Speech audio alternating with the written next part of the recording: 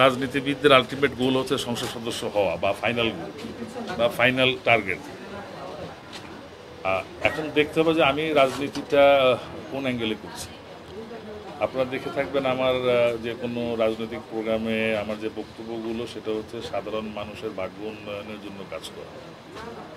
আমরা আন্দোলন করেছি, আমাদের দলের যে মোটো সেটা হচ্ছে যে সাধারণ মানুষের ভোটের অধিকার, ভাতের অধিকার, সুচিকিৎসা, ন্যায় বিচার প্রতিষ্ঠা সহকারে সমস্ত কিছু, যেটা আমাদের বর্তমান ভারপ্রাপ্ত চেয়ারপারসন আমাদের নেতা জনাব তারেক রহমান সাহেব 31 দফা প্রণয়নের মাধ্যমে সেটা ঘোষণা করেছেন, যেখানে সাধারণ মানুষের ভাগ্য উন্নয়ন তথা দেশকে সমৃদ্ধির পথে নিয়ে যেতে রাষ্ট্রের কোন কোন অঙ্গের মেরামত দরকার, রাষ্ট্র কাঠামোর মেরামতের যে 31 দফা দিয়েছেন, তার মাধ্যমে আগামী সুন্দর বাংলাদেশের সম্ভাবনা নিহিত আছে। তো আমরা আপাতত সেটা বাস্তবায়নের চেষ্টা করছি। আর আমি যে অঞ্চলে থাকি সেই অঞ্চলে অনেক বড় বড় অনেক জ্ঞানী নেতাদের বসবাস।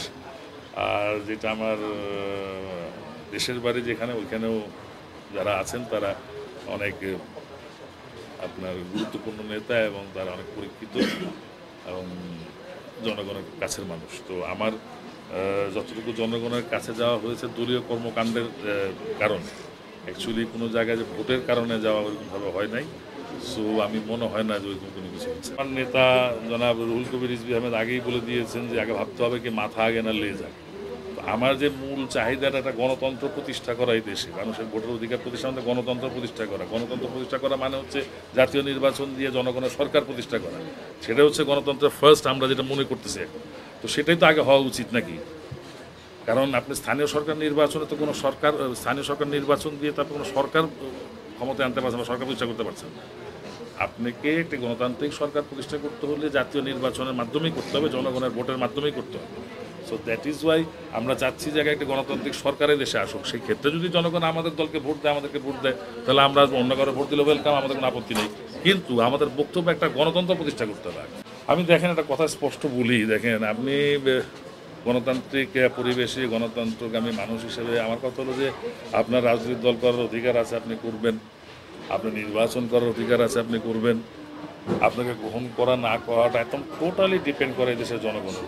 সরকারের থেকে দল গঠন করছে, যদি তারা দল গঠনের সময় সরকারের কোনো হেল্প নেয় বা আমরা যদি কখনো এটা মনে করে যে সরকার তাদের এই দলকে প্যাট্রোনাইজ করছে বা দলকে কোনো সহযোগিতা করছে, তাহলে অবশ্যই তার তীব্র প্রতিবাদ জানায়। আপনারা একটা জিনিস একটু ক্লিয়ার হবেন আগে, যে জিনিসটা হচ্ছে যে আপনি যে বক্তব্যটা আপনি নিজে তো ডিসিশন দিয়ে দিলেন দায় চাপানো।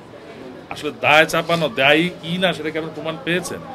যদি আপনি বলতেছেন রাকিব বা আমাদের মনির আমাদের দায় চাপিয়ে দিয়েছে, না, তারা জেনেছে ক্লিয়ারলি যে এই দায়ে দুষ্ট বা এই দায়ী তারা, তাদেরকে দায়িত্ব। আসলে ঘটনাটা শুনি নেই, স্পষ্ট না। তবে আমি মনে করি যেহেতু আমরা গণতন্ত্র চর্চায় বিশ্বাস করি, আমরা অলওয়েজ সঠিক এবং সত্য জিনিসটা উপস্থাপন করি, আমরা জনগণের কাছে পৌঁছাইছি এতদিন যাবৎ, আগামীতে যাবো। এবং আমাদের ছাত্রদলের সভাপতি সেক্রেটারি খুব দায়িত্ববান নেতা এবং তারা খুব তুখোড় নেতা। এবং আপনারা জানেন যে জুলাই আগস্টে আন্দোলনে যে ছাত্র জনতার অংশগ্রহণ ছিল, তার অনেক বড় একটা অংশ কিন্তু আমাদের ছাত্র দলের ইনভলভমেন্ট ছিল, যার পুরো নেতৃত্বে ছিল আমাদের তারেক রহমান সাহেবের পরে আমাদের এই যে রাকিব এবং মনিররা। তো ওনারা নেতৃত্ব দিয়ে ছাত্রদের, নিশ্চয়ই ওনারা দায়িত্ববান ব্যক্তি এবং ওনারা কনফার্ম না হয়ে বা ওনারা কিছু বলবেও না। তাছাড়া যদি এরকম এখন তো অনেক কিছু এরকম হচ্ছে যে ভাই আপনার চেহারা আমার বোকাল দিয়ে চালায় দেওয়া হচ্ছে।